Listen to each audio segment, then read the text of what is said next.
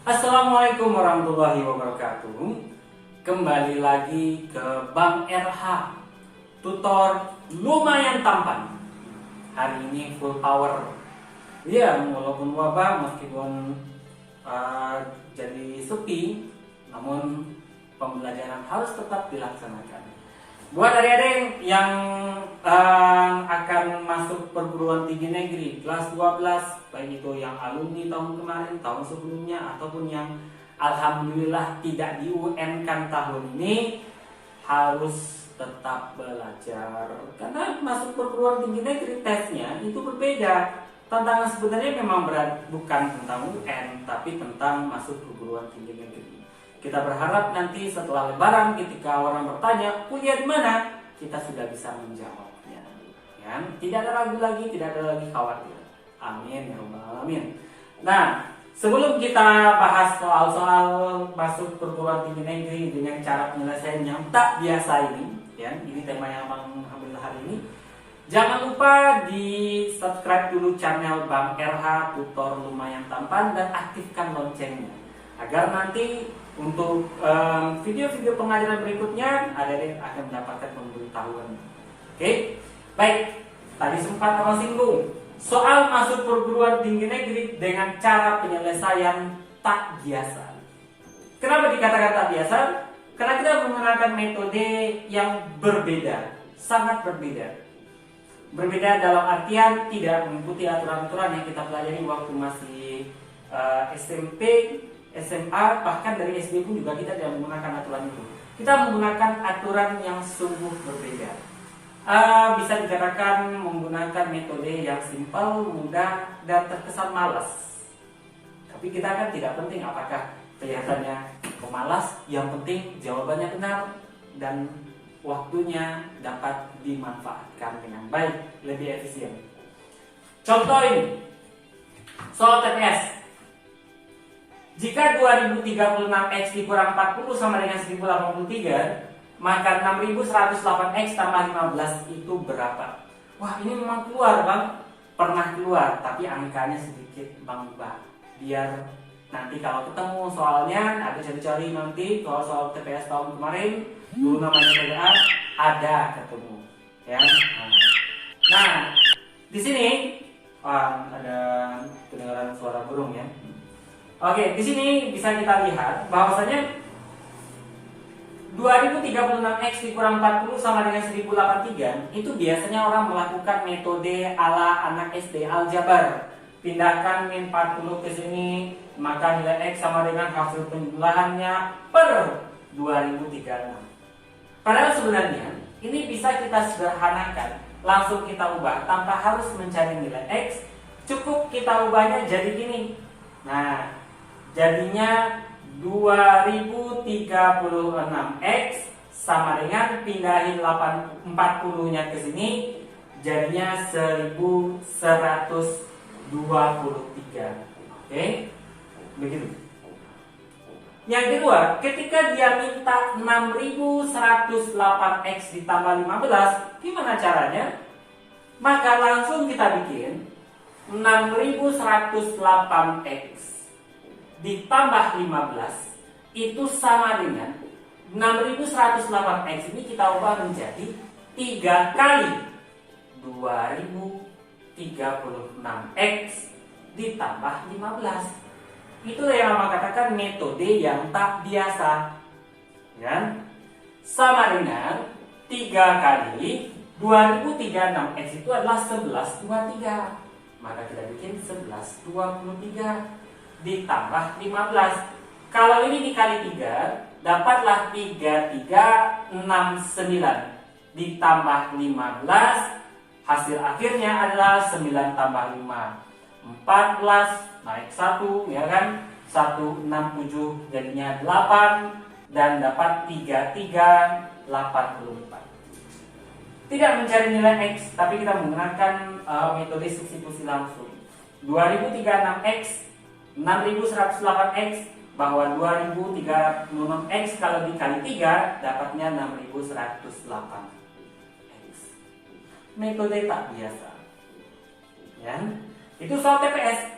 Apakah soal fisika logika dan matematika juga memiliki trik yang seperti itu? Ada. Maksudnya apakah triknya seperti ini? Bukan itu maksud abang.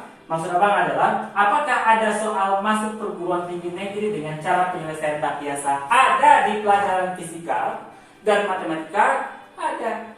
Ini contoh. Ini fisika.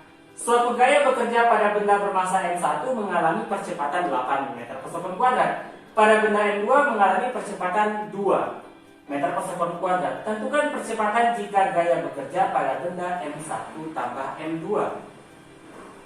Kalau kita menggunakan hukum Newton asli, kalau kita menggunakan trik hukum Newton yang asli sebenarnya, maka Adek wajib mencari hubungan antara F dengan M1. Ya. Setelah itu mencari hubungan F dengan M2 yang menghubungkannya juga dengan percepatan masing-masing mereka. Baru nanti M1 M2 kita gabungkan. Ya kan? Pertanyaannya adalah, tentukan percepatan jika gaya bekerja pada benda M1 tambah M2. Ini kita nggak tahu berapa besar gayanya. Kita nggak tahu berapa besar M1, kita juga nggak tahu berapa besar M2, tiba-tiba digabungkan M1 dan M2. Bagaimana cara kerjanya? Cara kerjanya seperti ini. Ya. Ini abang menyebutnya sebagai penjumlahan yang hasilnya malah berkurang. Loh, maksudnya gimana bang? Maksudnya gini. Kalau satu bendanya percepatannya 8. Kalau benda kedua percepatannya 2. Kalau bendanya itu semakin berat, semakin besar masanya, maka logika kita pasti berpikir, pasti percepatannya tidak mungkin bertambah. Dengan gaya yang sama, seorang anak dorong motor, dorong sepeda, itu pasti lebih besar percepatannya saat dia dorong sepeda. Ya kan? Sekarang sepeda dan motor digabungkan, tidak mungkin percepatannya ditambahkan. Emangnya makin besar massa benda kalau dorongannya sama, makin kencang dia? Itu sudah menentang hukum alam. Oleh karena itu, ini kita katakan penjumlahan yang hasilnya berkurang. Penjumlahan yang hasilnya berkurang. Karena bendanya ditambahkan, maka dia akan lebih lambat. Kan itu logikanya ya. Karena kedua benda makin besar massanya, makin berat dia, maka dia lebih lambat. Oleh karena itu, ketika ditambahkan massanya, percepatannya malah berkurang. Dengan demikian, penjumlahannya, abang logikakan seperti penjumlahan sesuatu yang malah terbalik. Nah, dari sini dapat clue kita bahwasanya percepatan gabungan kita bikin seper A gabungan keduanya itu sama dengan kita gabungkan percepatan yang pertama dengan percepatan yang kedua secara kebalik. Karena dia adalah penjumlahan yang hasilnya malah berkurang alias terbalik. Jadi penjumlahannya terbalik. Sama dengan 1/8, mengingat percepatan pada benda pertama adalah 8, ditambah 1/2, yang kalau kita samakan penyebut, maka dapatlah 8.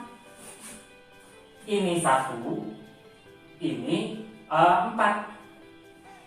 Ini adalah 1/A gabungannya. Ini 1/A gabungan. Kalau begitu, kalau ditanya percepatan gabungan A gabungan, apa balik ya? Maka ini pun juga kebalik. Sudah bikin di sini ya. Maka A gabungan sama dengan 8 dibagi 5. Nah, begini. Berapa itu? 1,6 meter per sekon kuadrat. Ini lagi. Ini adalah 2 tipe soal masuk perguruan tinggi negeri dengan cara penyelesaian tak biasa. Masih ada lagi? Insya Allah masih ada lagi. Salah satu soal yang pernah keluar di TPS dengan metode yang sama itu seperti ini. Abang yakin ada bisa melakukannya di rumah nanti. Seekor sapi menghabiskan rumput dalam waktu 10 hari. Seekor kambing menghabiskan rumput dalam waktu 15 hari. Andaikan sapi dan kambing sama-sama makan rumput, berapa lama rumputnya habis. Tidak mungkin ditambahkan. Sapi 10 hari. 10 hari sapi habis rumput 1 karung misalnya gitu kan. Lalu kambing juga 1 karungnya butuh 15 hari. Kalau bareng-bareng makannya tidak mungkin 10 tambah 15. Sapi saja 10 hari. Tidak mungkin jadi 25 hari kalau mereka barengan. Maka itu juga contoh soal yang jika dijumlahkan hasilnya malah berkurang. Masih banyak tipis soal seperti itu. Di matematika juga nanti akan kita temukan. Hari ini kita sini dulu. Nanti akan tambahkan lagi soal masuk perguruan tinggi negeri dengan cara penyelesaian tak biasa. Untuk soal-soal matematika, TPS, dan fisika juga nanti insya Allah. So, sampai ketemu di pertemuan berikutnya, Rere. Mudah-mudahan ini bermanfaat. Mari kita bagikan ilmu ini kepada siapapun yang membutuhkan. Ya, kecuali pada saingan masuk perguruan tinggi negeri. So,